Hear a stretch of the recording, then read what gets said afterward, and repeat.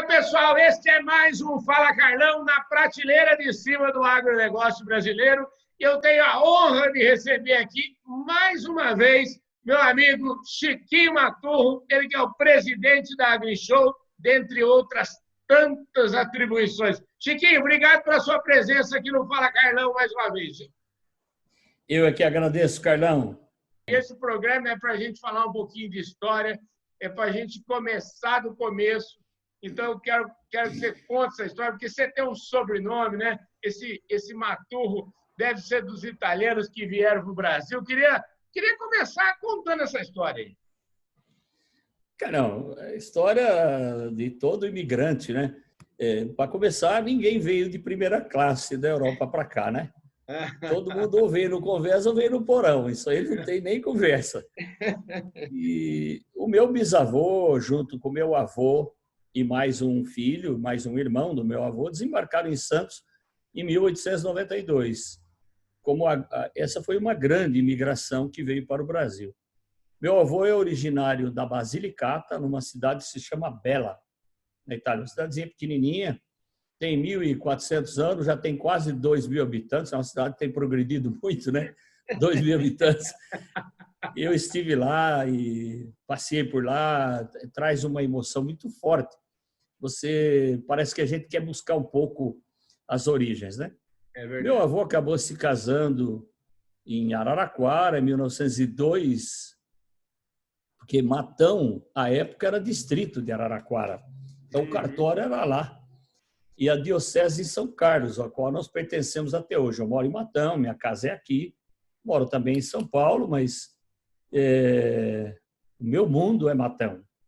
E eles vieram todos aqui para lavouras de café. Acontece que Matão tinha uma fazenda de café e era considerada a maior fazenda de café do mundo. Era uma fazenda que pertencia a um nobre português católico, como era o tempo do Império. Uhum. Então, esse cidadão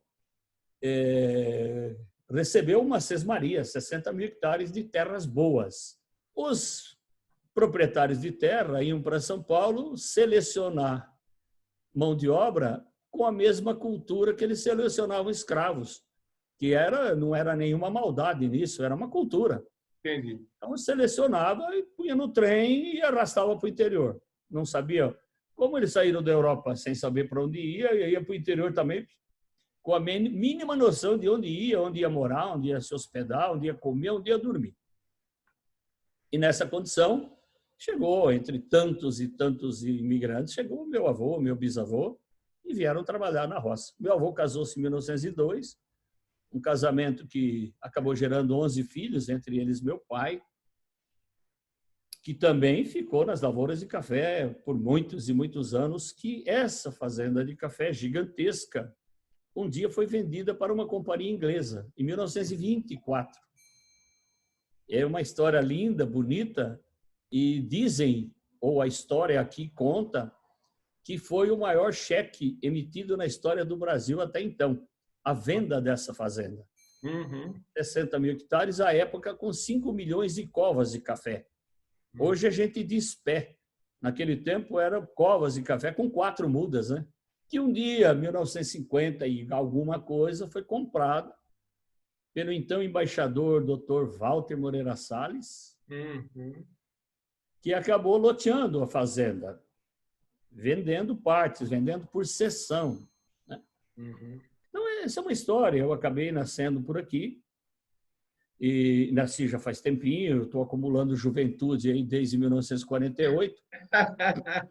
Então, Carlão, esse é um pouco da história de como chegou aqui meu avô, aos 10 anos de idade, e continuou trabalhando em lavoura de café. Meu pai trabalhou nessa fazenda durante muitos anos, e um dia todo mundo mudou para a cidade, precisava estudar os filhos. E aí eu começo a trabalhar muito cedo, trabalhar cedo e trabalhar durante o dia, estudar à noite, como era bem comum para a minha época. Todo mundo trabalhava. Essa história de menor ficar em casa não tinha, não. Aos 14 anos tive minha primeira carteira assinada, que é só com 14 que podia, não quer dizer que a gente começava a trabalhar aos 14, não. Uhum. Ia trabalhar, como dizia na época, eu aprendi ofício lá no alfaiate, lá não sei aonde, Era mais ou menos isso. Isso mesmo. Eu tive minha primeira carteira assinada de trabalho aqui em Matão, numa fábrica de máquinas agrícolas, que é a Baldan Implementos Agrícolas.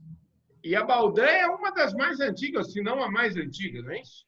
A Baldan é de 1928, certamente é a mais antiga, né? Uhum.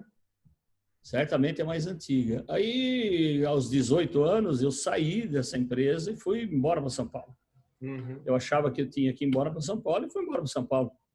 Fui arrumar trabalho, fui continuar minha vida e o meu negócio era venda, gosto de venda, fiz isso a vida inteira, então até hoje é a menor chance de eu mudar de ramo e se tivesse que mudar, não mudaria, ficaria nela. Fui para São Paulo, arrumei trabalho numa multinacional, à época de material de escritório, fui vender e depois apareceu uma proposta espetacular para mim, muito espetacular, era para ir trabalhar numa empresa para ganhar metade do que eu ganhava. Né? Parece meio besta isso, mas eu acho que eu queria alguma coisa nesse sentido. Não é que eu queria ganhar menos, eu queria melhorar minha condição profissional. E fui trabalhar na então GC Lever, hoje Unilever. Uhum. A companhia GC Industrial tinha acabado de ser vendida para a Lever. A fábrica era Valinhos, escritório em São Paulo, já era um gigante a companhia GC. E eu fui trabalhar na GC Lever. E lá eu permaneci por uns 3 anos. Foi uma base trabalhar com uma empresa anglo-holandesa. Isso aí deu para mim uma experiência, uma disciplina profissional muito grande, né? Essa empresa já era grande, já era antiga naquele tempo, e me deu uma base profissional muito grande. E um dia conheço uma moça aqui em Matão, já conhecia, acabei namorando, casando com ela. E em um determinado momento, volto para Máquinas Agrícolas, para Marquesan, trabalhar em vendas. E 2 anos depois eu fui a diretor comercial, depois que eu estava lá, diretor comercial, e de lá eu me desliguei em 2009. Lá eu fiquei 39 anos e meio, ou quase 40 anos. Né? Uau. Me desliguei porque já era hora de desligar, já era hora de buscar outros rumos. Mas nesse meio tempo, Carnal, tem muita história ainda aí. Lá atrás, um dia nós juntamos um grupo de amigos para fazer alguma coisa diferente, porque todos nós participamos de feiras, todos nós fabricantes de máquinas participamos de feira. Como é que eram nossas feiras? Você sabe disso, eram feiras agropecuárias que aconteciam no Brasil. Show sertanejo lá pelas 11h30, meia-noite, e nós tentando vender máquina à noite, tomando isso, tomando cerveja, comendo churrasco, aquele povo todo lá esperando o show dos artistas, né? E nós achando que estava vendendo máquina. Ia dormir tarde, meio bêbado, não vendeu nada e estava moído no outro dia, precisava trabalhar. Era um negócio que a conta não fechava, porque a gente só gastava dinheiro. Nós pagamos a conta. Então, juntou um grupo aí diríamos assim, de ousados, né? Para fazer uma feira que trabalhasse durante o dia. Uma feira que acontecesse das 8 da manhã às 6 da tarde. E apareceu o tal do Brasílio de Araújo Neto, de Londrina, na Fazenda Couro de Boi, que ele fez uma feira. Foi presidente da Sociedade Rural Brasileira, da Sociedade Rural do Paraná, né? Exatamente, Sociedade Rural do Paraná. Ele fez essa feira, que era uma feira dinâmica, onde as máquinas estavam em operação, lá na Couro de Boi. Isso, Carlão, eu vou dizer assim para você, 92. 93, ele fez a mesma feira em Uberaba. Fui em Uberaba em 93 com o depois ministro da Agricultura, Roberto Rodrigues. Nós fomos ver essa feira lá e encaixava naquilo que nós imaginávamos, que ela acontecia durante o dia. Mas, por alguma razão, não teve sucesso a feira. A feira era pequena, não teve sucesso. O Roberto é nomeado secretário da Agricultura de São Paulo, a ideia cresceu. O Roberto Rodrigues, que depois foi ministro, todo mundo sabe a história desse grande homem ligado ao agro brasileiro, ele cedeu uma área para nós dentro do Instituto Agronômico, a Estação Experimental de Ribeirão Preto. E lá fomos nós juntar os cacos do setor. fizemos a AgriShow. Primeira edição, fizemos em 94. Estava aí um monte de gente boa. Se eu começar a citar o nome aqui, é uma lista gigante. Mas ela se viabilizou porque o ministro, o então secretário Roberto Rodrigues, disponibilizou uma área para nós. Nós não tínhamos área para fazer. Ali, um monte de pesquisador, um monte de gente comprometida, um monte de gente que sabia trabalhar, gente ligada à ciência, à pesquisa. Isso foi uma alavanca para nós fazer uma feira extraordinária. A feira tinha tudo, Carlão, para dar certo. Tinha tudo para dar certo. No dia da abertura da feira, em maio, 3 de maio de 94, chegava no Brasil o corpo do Ayrton Senna, que tinha morrido no dia 1º de maio na Itália. E a feira foi isso. Foi um montoadinho pequeno de gente ali, de expositor muito pequeno, um restaurantezinho só para a gente comer uma comida simples e tentar servir para algum cliente desavisado que pudesse passar ali, né? Enfim, fizemos a feira. Muito bem. Em 95, repetimos a edição. E, por uma razão que não, ou várias razões que não vale a pena comentar, nós demos uma quebrada assim bonita. $1.800.000 de prejuízo. Uau! A maior entidade que estava conosco, que ficou, e eu prefiro não falar das que se foram, era a ABIMAQ. À época, o presidente, chegamos lá com todo esse problemão, porque todos nós, fabricantes de máquinas agrícolas associados à ABIMAQ, fomos falar com o então presidente. Ele disse assim: vocês me ajudam? Nós vamos tocar. Quer dizer, era um respaldo grande, uma costa larga, porque o conceito era bom, nós não podíamos deixar esse conceito morrer. O resumo é que sobrou a ABIMAQ, na época, a ABAG, que era muito pequenininha, a ANDA, que é de adubos, e a Sociedade Rural Brasileira. Ficaram 4 entidades sócias da AgriShow. Em 96, refizemos a edição, 97, e aí fomos. Inclusive, criamos filhotes importantes, fizemos a AgriShow Comigo em Rio Verde, que depois, por uma decisão de uma nova diretoria, se abriu mão. Hoje a feira se realiza com a Comigo. Fizemos uma feira em Rondonópolis, junto com o Blairo Maggi, com o Rogério Salles, com todo aquele pessoal do Mato Grosso.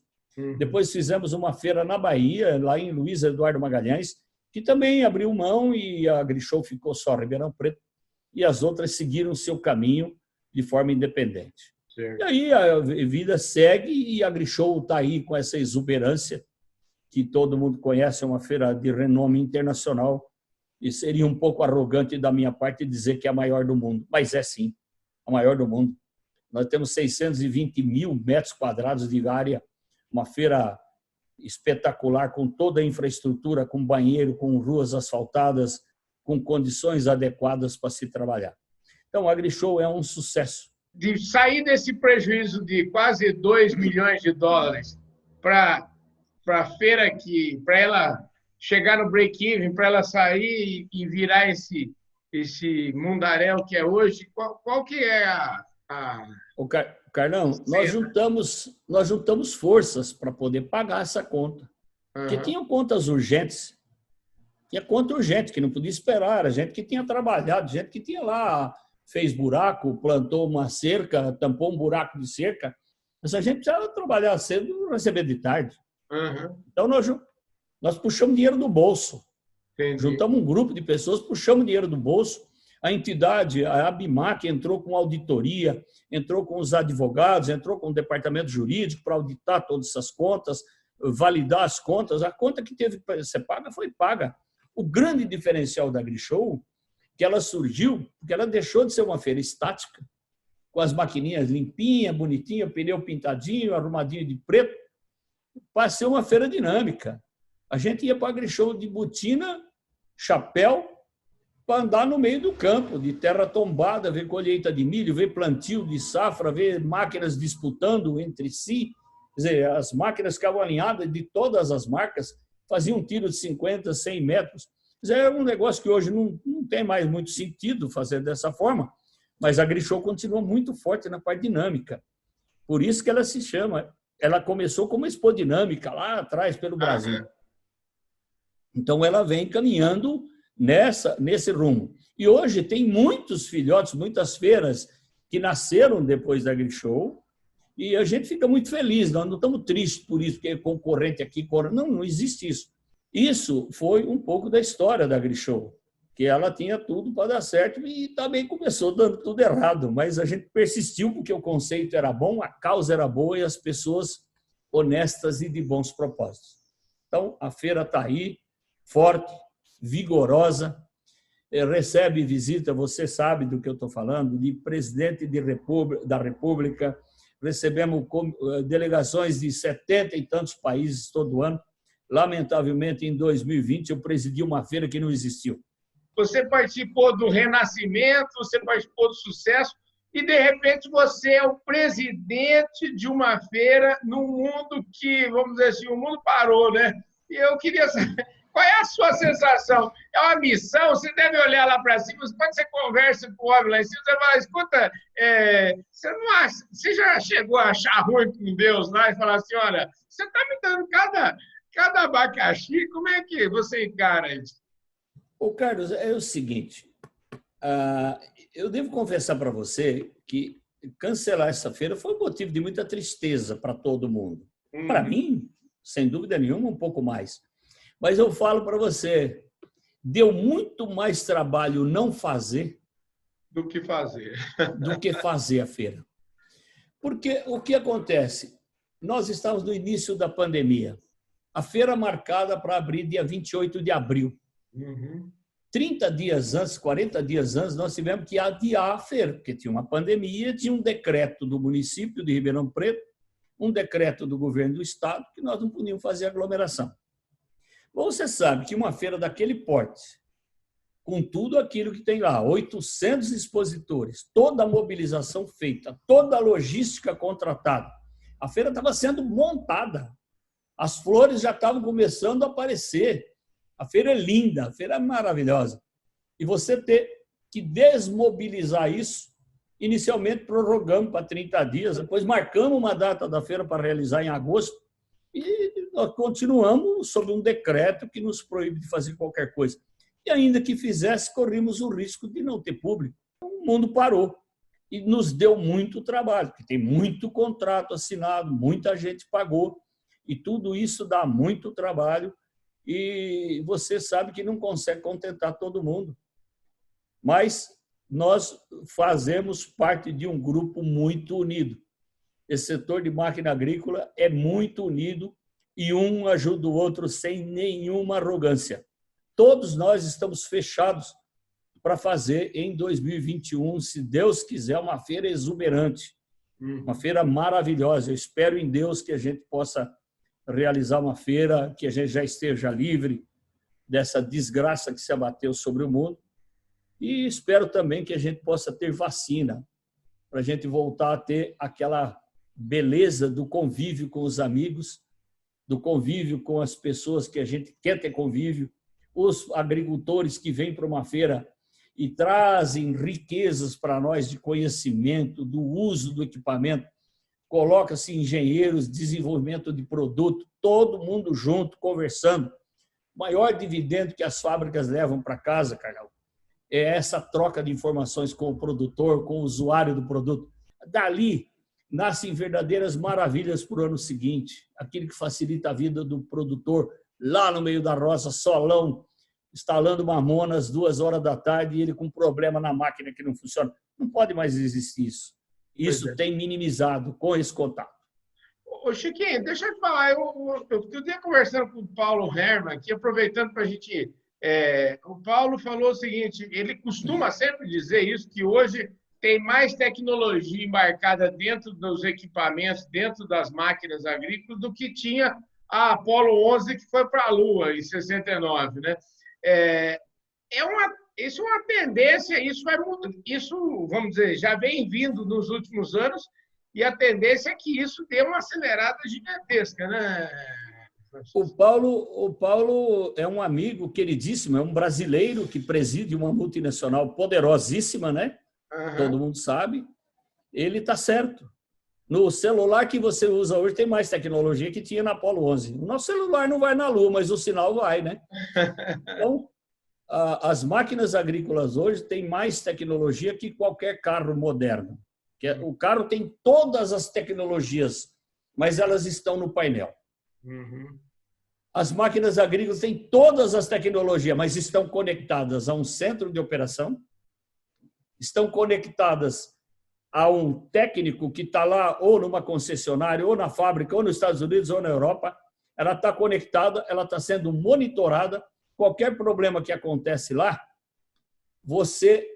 o concessionário ou o centro de operações lá na base está sabendo o que está acontecendo na máquina e pode resolver esse problema de forma virtual. O que não acontece com o seu automóvel mais moderno.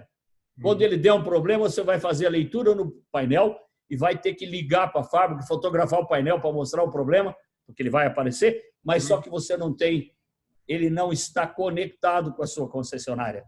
Essa é a grande diferença da máquina agrícola e esse é o grande salto que os automóveis ainda não chegaram. Então, a máquina agrícola não, ela pode muitas vezes resolver grandes problemas de forma remota. A gente precisa falar dessas altas tecnologias e não pode esquecer as pequenas propriedades. Pois é. Não pode. Ela está disponível para o pequeno produtor, para a pequena propriedade. É a mesma tecnologia. E a tecnologia hoje não custa caro. A tecnologia que está numa plantadeira de 61 linhas, um trator de 500 HP para puxar, ela está disponível naquela de 11 linhas. É a mesma. Nenhum fabricante vai fazer uma linha mais sofisticada, menos sofisticada. Todo mundo tem acesso à tecnologia. O que é que nos bloqueia hoje? Conectividade.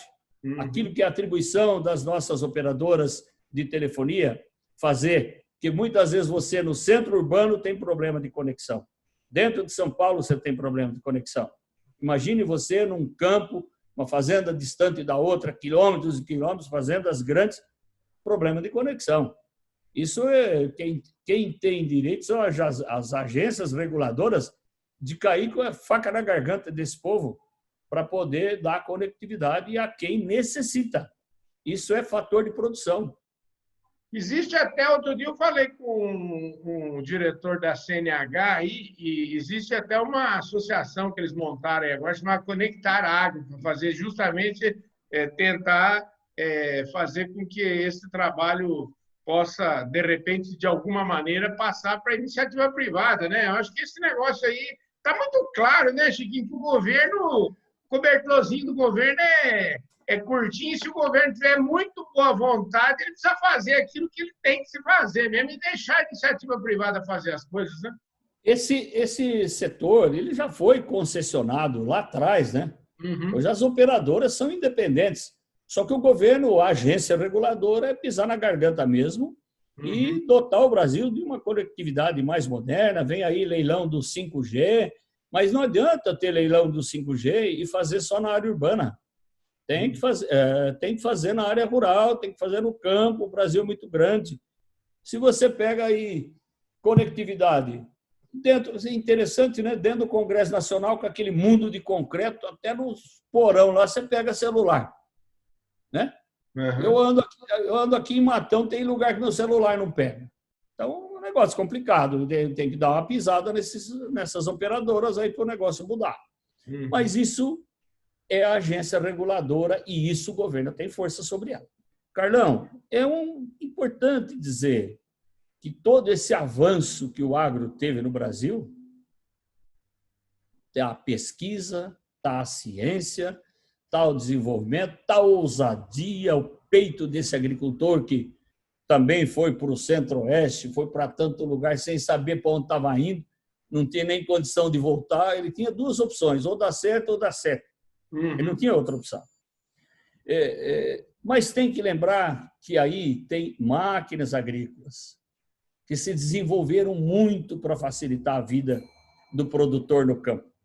As máquinas agrícolas têm uma parte tão importante aí que qualquer percentual que eu colocar pode ser pouco, pode ser muito, pode ser arrogância ou pode ser humildade demais. Mas as máquinas evoluíram muito. Nós saímos de máquinas manuais, tração animal, a mecanização simples, com tratores pequenos. O que é que nós temos hoje? As máquinas agrícolas hoje, os pulverizadores, colhedoras, tratores, os implementos que vão atrás, você pode trabalhar de paletó e gravata dentro de uma máquina dessa. Não precisa mais andar de botina. Ar-condicionado, pressão positiva. É um conforto? É um conforto. E o agricultor precisa estar descansado. Ele precisa estar bem. Chegar em casa à noite, pelo menos descansar e estar consciente de que a operação foi feita, bem feita, com conforto. Isso é o operador, isso é o dono da fazenda, isso é bom para todo mundo. Isso é um fator, um dos fatores que levaram a produção no Brasil e a produtividade. Porque no machado é duro de fazer as coisas, Carnal. Uma vez eu assisti uma palestra do professor Antônio Delfim Neto. Ele falou: o homem é um homem. Ele usou um termo assim: o homem é vagabundo, a gente tem que trabalhar com conforto. O homem não nasceu para ficar fazendo força, o homem nasceu para ter conforto. Ele está certo. Não é? As máquinas é que tem que trabalhar. Então, quando o pessoal fala de tecnologia, que nós temos que acompanhar, a tecnologia é uma verdadeira maravilha. Mas por quem que ela foi feita? E para quem que ela foi feita? Foi feita por gente, para que gente possa usar, para que possa ter mais. Olha o que nós estamos fazendo aqui hoje. Você está na sua casa, eu estou na minha, nós estamos gravando uma matéria aqui que eu teria que me deslocar ou você teria que se deslocar. Passar um dia na estrada, indo e vindo, quer dizer, isso é tecnologia, que nos dá o conforto. Eu estou aqui, de bermuda. Né? Não estou de paletó e gravata para você essa reunião. Você eu não sei, mas deve aí. Com essa camisa que você está aí, eu achei que você já estava preparado para ir no casamento hoje, pô. Isso aqui é tipo Cid Moreira, é só da cintura para cima. Então, Carol, a tecnologia nos permite um monte de coisa, mas foi feito por gente e para gente. Então, é para isso, nós temos que usar essa tecnologia. Ela está disponível para nos dar conforto, para nos dar bem-estar, segurança. É para isso que ela existe. A nossa agricultura hoje é metro quadrado. Como é que faz para você resgatar do seu automóvel os 300 quilômetros que você andou? Você não resgata, não tem essa informação. A máquina agrícola tem tudo. Quanto tempo ela trabalhou com carga, quanto tempo ela trabalhou sem carga, quanto tempo ela trabalhou no motor em marcha lenta. Ela tem toda a informação para a boa tomada de decisão, para a melhor utilização desse equipamento que custou caro. É um investimento que ele fez que tem que se traduzir em produção. Então, a máquina tem um papel fundamental. Hoje, nós conseguimos controlar semente por semente numa plantadeira. Semente custa caro e um plantio mal feito custa mais caro ainda. Uma colhedora custa caro, mas ela não tem mais desperdício. O desperdício hoje é próximo de zero. Então, muito próximo de zero. Máquina que se autorregula, regula a ventilação, porque de manhã você tem uma umidade na palha, às 9 horas tem outra, meio-dia tem outra, 2 horas da tarde tem outra, e o operador tinha que descer, regular, calcular. Hoje a máquina faz isso para ele, é um conforto. Quando eu saí da última feira que nós fizemos presencial, nós estivemos juntos lá, inclusive, lá na feira de Direto Cotrijal, na Expo Direto Cotrijal, e na sexta-feira eu saí de lá e fui para uma fazenda, e fui ver a colheita de soja numa fazenda ali no norte, noroeste do estado, ali perto, na região ali das Missões e tal. E passamos um final de semana lá e eu fiz um programa lá e eu participei da colheita, da abertura da colheita da safra lá, sabe? Foi um espetáculo ver o tanto que...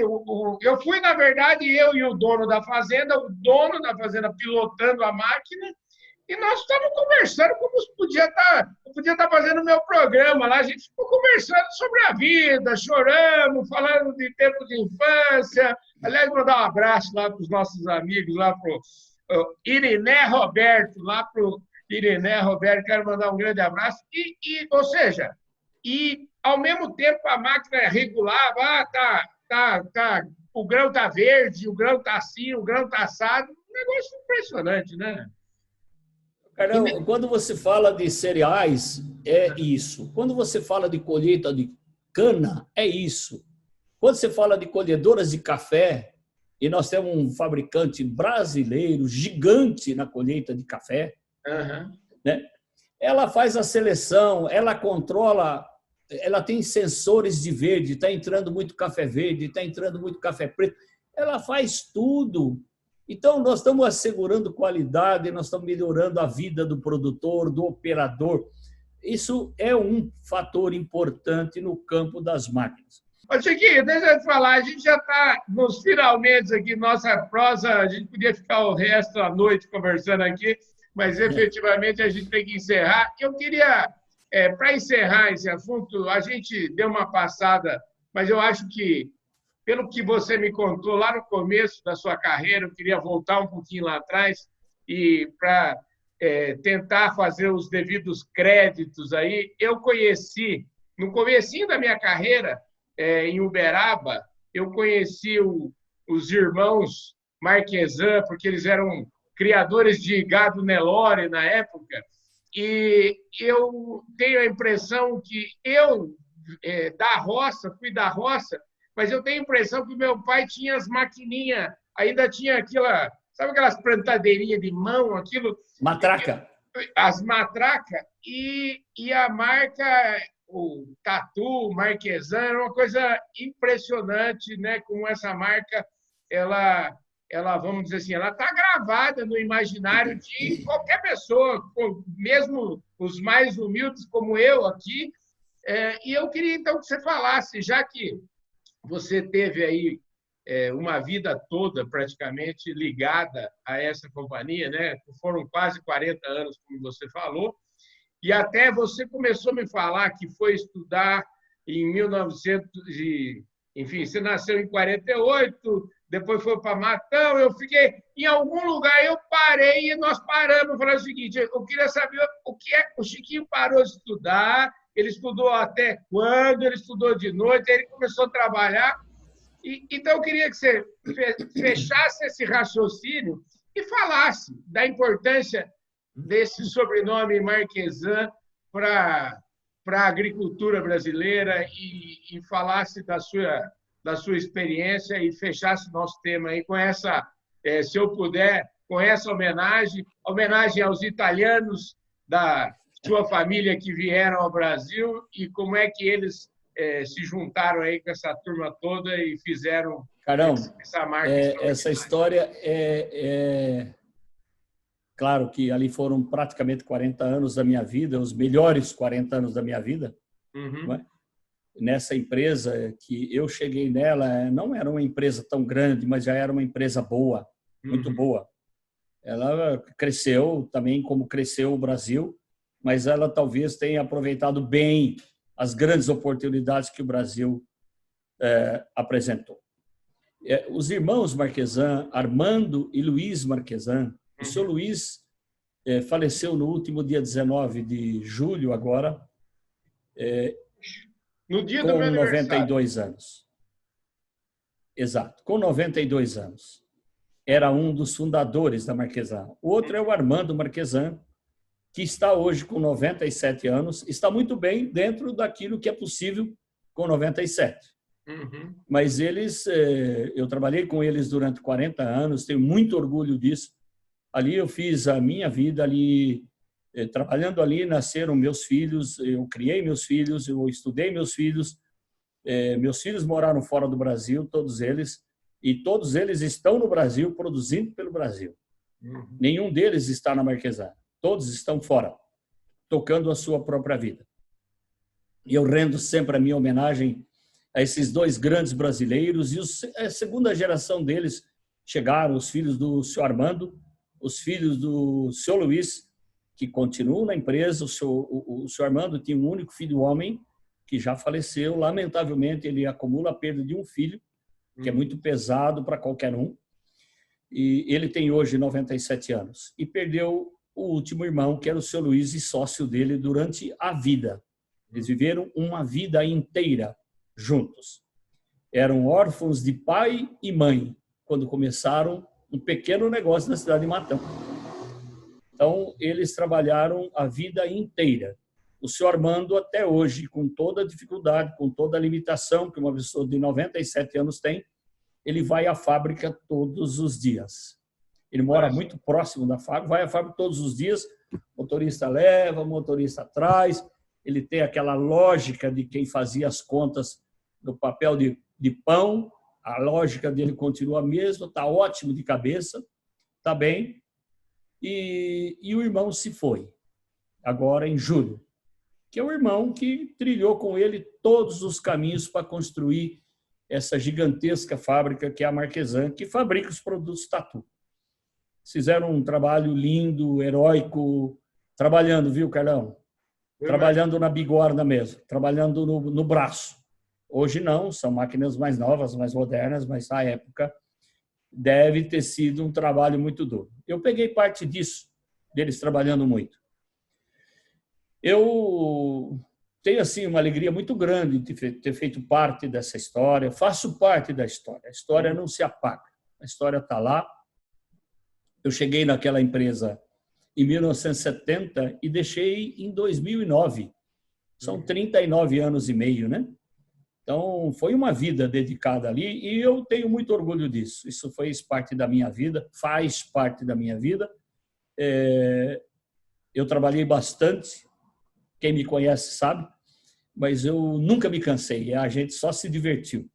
A gente sempre fez o que gosta. Tive uma oportunidade gigantesca de presidir a Câmara de Máquinas Agrícolas. Uhum. Lembrando que ali na ABIMAQ, essa é a Câmara da ABIMAQ. Uhum. A ABIMAQ tem um estatuto que você pode ser eleito e reeleito uma vez. Uhum. Eu fui eleito com uma votação histórica e fui reeleito com o dobro dos votos que eu tive na minha eleição. Então, eu acho que eu fiz também um bom trabalho para o meu setor. São todos meus concorrentes. E lembra que eu sempre fui da área comercial. O meu conflito era de peito aberto com todos. Mas pelas causas comuns, a gente sempre foi unido e somos unidos até hoje. Eu não abandono esse grupo do qual eu faço parte há 50 anos, eu não abandono por nada. E nesse grupo vai chegando gente e todos nós nos entendemos. É uma grande glória para mim ter sido diretor dessa grande empresa, grande honra para mim ter sido presidente da Câmara, ser vice-presidente da BAG. Eu recebi um título que dá para ver ali no canto de cidadão ribeirão pretano. Uhum. Eu dedico esse título de cidadão ribeirão pretano ao presidente da AgriShow, dedico à AgriShow. Eu tenho muita relação em Ribeirão Preto, tenho 2 filhos que moram lá, vivo muito lá, mas esse título é da AgriShow. Esse me foi concedido pela presidência da AgriShow. Também é uma grande honra que fica para a minha vida. Querido, olha, show de bola. Muito obrigado pela sua participação aqui, pela sua disposição. A gente já está conversando aqui há mais de 1 hora e poderíamos ficar conversando o dia todo aqui, porque é muito bom falar com você. Quantos você tem hoje? Um filho, mais 2 filhas? Quantos netos hoje, Chiquinho? Ô, Carlão, a minha vida é muito simples. Eu tenho um filho, 2 filhas, 6 netas, 1 neto, que se chama Francisco, não podia ser diferente. Né? Foi uma coisa muito voluntária, né? Eu imagino. Você imagina. E para completar, eu tenho 2 bisnetos, o Luca e o José. Oh, que beleza, que maravilha. Uma neta, a mais velha, casada, com 2 filhos, tem mais 2 netas casadas também, ainda sem filhos, e a vida que segue. E tive aí agora, recentemente, foi no domingo passado, Dia dos Pais, eu pude fazer uma foto rara para muita gente. Uhum. É uma foto de 5 gerações. Meu sogro, minha mulher, meu filho, a filha dele e os filhos dela. 5 gerações numa foto. É uma coisa muito rara, eu guardo para a vida. Que maravilha. Chiquinho, super obrigado pela sua presença aqui mais uma vez, pelo seu tempo e pela sua disposição de conversar conosco. Carlão, é sempre um prazer, estou sempre à sua disposição, quando você quiser, quando você precisar, estou sempre às suas ordens, de sábado, domingo, dia santo, feriado, qualquer dia. É isso aí, gente. Show de bola, né, pessoal? É por isso que eu falo, né, gente? Você está vendo esse programa aí no YouTube e ainda não se inscreveu no nosso canal? A hora é agora. Como é que eu vou conseguir fazer vídeos tão bons quanto esse com o Chiquinho se você nem se inscreve no canal? Se inscreve no canal, aperta o sininho para receber as nossas notificações. E tem mais, hein? Compartilhe esse vídeo com todos os seus amigos, deixe aí seu like, deixe o seu comentário. Eu vejo todos vocês no nosso próximo programa.